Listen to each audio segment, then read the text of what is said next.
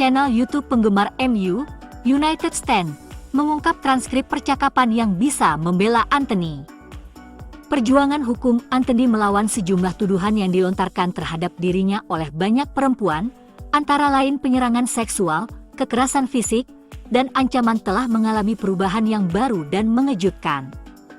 Perjuangan hukum Anthony melawan sejumlah tuduhan yang dilontarkan terhadap dirinya oleh banyak perempuan, antara lain penyerangan seksual, kekerasan fisik, dan ancaman telah mengalami perubahan yang baru dan mengejutkan. Salah satunya, seorang bankir bernama Ingrid Lana berbicara kepada Record dan menuduh bintang United itu mencoba secara paksa untuk memulai hubungan seksual. Anthony baru-baru ini melakukan wawancara di mana dia membantah semua tuduhan tersebut dan sekali lagi menegaskan bahwa dia tidak bersalah. Hal itu diperkuat Lana yang merasa telah diperalat oleh pihak Record. Dalam transkrip yang tersedia online, rincian percakapan rahasia antara Lana dan rekan dekat Anthony bernama Reginaldo Teixeira terungkap. Dalam transkrip percakapan telepon antara keduanya yang direkam pada 7 Juli 2023, Lana tampak tertarik untuk bekerja sama dengan perwakilan hukum dan pengacara Anthony untuk tidak hanya membantu membebaskan pemain tersebut dari segala kesalahan sehubungan dengan apa yang terjadi di antara mereka, tetapi juga merugikan Cavallin. Dalam rekaman percakapan tersebut, Lana tampak ragu Anthony bersikap agresif terhadap Cavallin yang menurutnya berteman baik. Lana berkata, jurnalis Globo mencarinya. Record juga mendesak apakah Anthony sudah memukulnya. Lana meragukan kejujuran Cavallin dengan orang-orang mencarinya. Lana mengakui Anthony melakukan kesalahan, menurutnya Cavallin hanya memanfaatkan dan mengeksposnya. Dan jika Anthony membutuhkan, Lana akan menemui media. Lana kemudian melanjutkan keraguannya terkait tuntutan Cavallin terhadap Anthony. Dia mengungkapkan bahwa dia mengetahui dari teman bersama dan kontak pribadi bahwa Cavallin tidak sepenuhnya jujur dan dia mungkin bermaksud merusak karir Anthony. Salah satu bagian percakapan dari Lana ke Reginaldo mengungkap orang-orang menawarinya uang untuk menyakiti Anthony. Lana kemudian menyatakan keinginannya untuk berbicara dengan Anthony sebelum mengklaim bahwa ada kemungkinan pemain internasional Brasil itu sengaja dijebak. Percakapan tersebut diperkirakan berlangsung selama 11 menit 20 detik.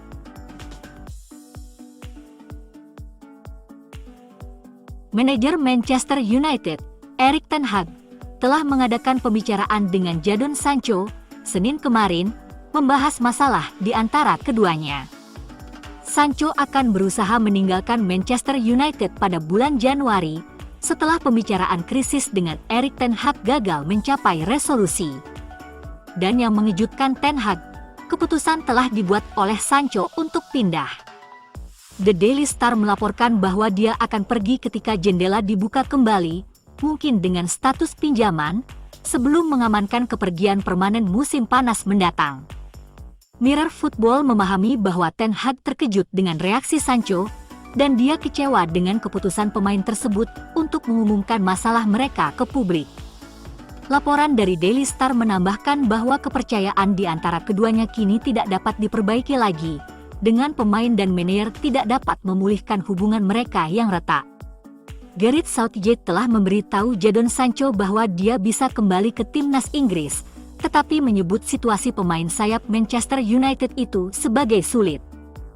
Penampilan terakhirnya di Inggris terjadi 2 tahun lalu saat tampil selama 45 menit di kualifikasi Piala Dunia melawan Andorra.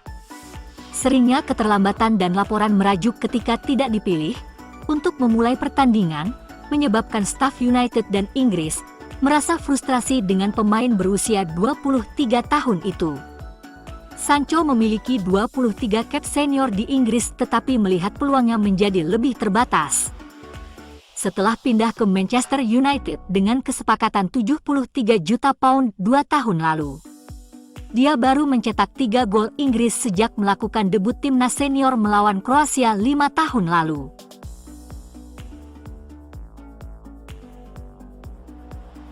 Manchester United terpaksa melakukan pendekatan yang tidak konvensional setelah masalah Sancho dan Antony muncul, tak lama setelah jendela transfer ditutup.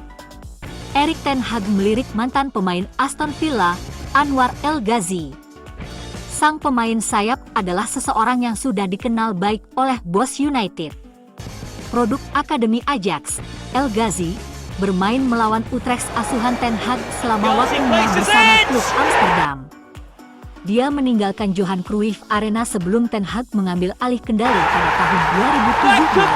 Tetapi Ajax internasional Belanda yang dia menangkan saat remaja, menandai dia sebagai salah satu talenta muda terbaik Belanda. Setelah 18 bulan bersama Lille, pemain sayap itu pindah ke Aston Villa dengan status pinjaman dan membantu mereka memenangkan promosi ke Liga Premier pada tahun 2019.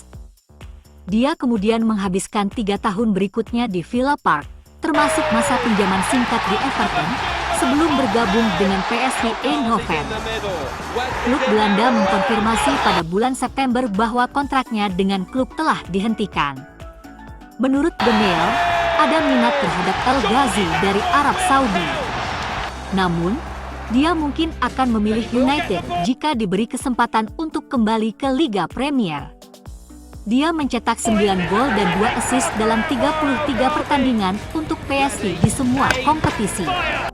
El Ghazi bahkan hadir di tribun saat MU kalah dari Arsenal. Pertandingan pertama United setelah jeda internasional adalah menjamu Brighton, dan masih harus dilihat apakah Ten Hag masih membawa Sancho kembali ke tim. Setelah pembicaraan mereka kemarin, dengan kemungkinan El Ghazi bergabung dengan Setan Merah, orang bertanya-tanya apakah potensi penambahan ini akan menenangkan badai di Old Trafford atau menandai babak baru. Hanya waktu yang akan mengungkap tindakan selanjutnya dalam kisah yang sedang berlangsung ini. Kapten Manchester United, Bruno Fernandes, menunjukkan kelasnya dalam kemenangan Portugal atas Luxembourg. Belum lama berselang, Luxembourg dianggap sebagai tim internasional yang berkembang pesat dan ingin melepaskan diri dari tim kecil. Mereka mengalahkan Irlandia, bermain imbang dengan Turki, dan baru-baru ini mengalahkan Bosnia dan pekan lalu mengalahkan Islandia 3-1. Tampil sebagai kapten timnas, Fernandes menjadi bintangnya, memberikan hat-trick assist dalam kemenangan menakjubkan 9-0 dan juga mencetak gol. Cristiano Ronaldo melewatkan laga karena skorsing, dengan Gonçalo Ramos turun tangan untuk memimpin lini depan. Ramos bekerja sama dengan baik dengan Bruno Fernandes, yang menjadi inti dari semua hal positif yang dilakukan Portugal. Fernandes menciptakan total 7 peluang, lebih banyak dari pemain manapun di lapangan, dan memberikan 3 assist. Dia mencatatkan total 83 sentuhan, melakukan kerja keras dengan memenangkan 3 tackle, yang tertinggi dibandingkan pemain manapun. Ia menambah malam impresifnya dengan sebuah gol pada menit ke-83 untuk menjadikan skor menjadi 8-0. Portugal akhirnya menang 9 gol tanpa balas. Fernandes mencetak gol penentu kemenangan Portugal melawan Slovakia pada pertandingan sebelumnya, di hari ulang tahunnya yang ke-29. Dia juga mencetak gol dalam pertandingan ini, dan akan kembali ke Manchester United dengan penuh percaya diri pada momen penting musim ini. Beberapa berita tentang Manchester United minggu ini. Seorang mantan bintang Liga Premier, Bryan Ruiz telah ditawari kesempatan untuk mendapatkan pengalaman melatih di Manchester United saat ia ingin memulai karirnya di pinggir lapangan. Setelah mengakhiri masa bermainnya tahun lalu setelah mencatatkan 147 caps internasional, sang pemain kini mempertimbangkan untuk pindah ke dunia kepelatihan. Dia telah ditawari bantuan pada tahap awal perkembangannya oleh asisten pelatih United, Steve McClaren, yang pernah melatihnya di Belanda. Bryan Ruiz dan McClaren memenangkan Eredivisie bersama di FC Twente, dan kini mantan penyerang Fulham itu mengungkapkan bahwa mantan bosnya telah menghubunginya tentang peluang di United. Sementara, mantan pemain MU, Paul Pogba, diskors setelah dinyatakan positif menggunakan zat terlarang, Pengadilan Antidoping Nasional Italia, NADO Italia, mengumumkan mantan superstar Manchester United ini dinyatakan positif mengalami peningkatan kadar testosteron saat bermain untuk klub Italia, Juventus, dalam pertandingan Serie A melawan Udinese pada 20 Agustus.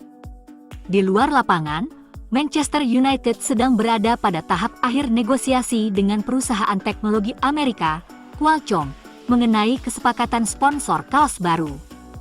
Setan Merah telah mencari sponsor kaos baru setelah tahun lalu, mengumumkan bahwa kesepakatan mereka dengan TeamViewer tidak akan diperpanjang. Setelah menjalin hubungan dengan Qualcomm, United kini menargetkan kesepakatan senilai 60 juta pound per tahun, seperti dilansir The Athletic, yang merupakan rekor dunia. Tampil di bagian depan kaos ikonik adalah salah satu ruang iklan paling berharga di dunia, dengan United saat ini dibayar 47 juta pound per tahun.